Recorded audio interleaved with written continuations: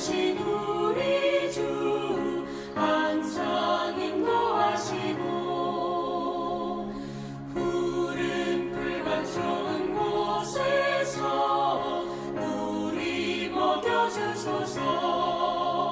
선한 목자 구세주여 항상 인도하소서. 선한 목자 구세주여 항상 인도하소서. 양의 문이 되신 예수여 우리 영접하시고 길을 잃은 양의 무리를 항상 인도하소서. 선한 목자 구세주여 기도 들어주소서. 선한 목자 구세주여 기도 들어주소서.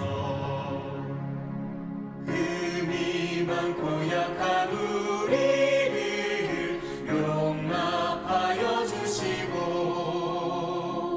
주의 넓고 크신 은혜로 자유 얻게 하셨네. 선한 목자 구세주여 지금 나아갑니다. 선한 목자 구세주여 지금 나아갑니다. 일찍 주의 뜻을 따라서 살아가게 하시고 주의 크신 사랑 베푸사 따라가게 하소서. 선한 목자 구세주여 항상 인도하소서. 선한 목자 구세주여 항상 인도하소서. 아멘.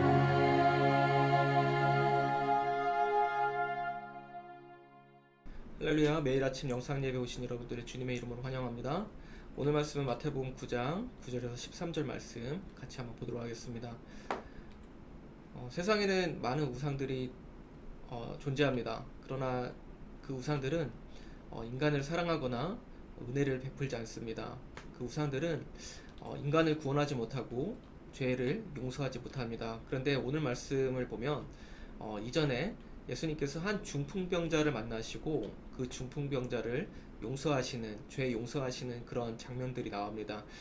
이 장면은 예수님께서 말씀하셨을 때에 이것은 유대인들, 유대교에 대한 전쟁과 같은 선포였고 그들이 예수님께서 죄를 용서하신다라고 말했을 때에 그들은 예수님에 대한 적대심을 갖게 됩니다. 그러나 예수님께서 이 중풍병자에게 선포한 이 죄 용서의 사건은 곧 예수님께서는 하나님의 아들이심을 증거하는 것이고 예수님은 곧 하나님이심을 말씀합니다. 세상에는 많은 우상들이 할 수 없는 이 죄의 용서의 일을 예수 그리스도께서는 하실 수 있다는 것입니다. 그래서 오늘 말씀을 보면 예수님께서 마태를 제자로 부르시는데 부르시기 전에 이 죄 용서의 사건을 나타냅니다. 다시 말하면 예수님께서 제자로 부르실 때에는 죄로부터 자유함이 있어야 되고 그 모든 것들이 해결되어야 되는 것이죠. 다시 말하면 거룩해져야 된다는 것입니다. 마태는 당시에 직업이 세리였습니다.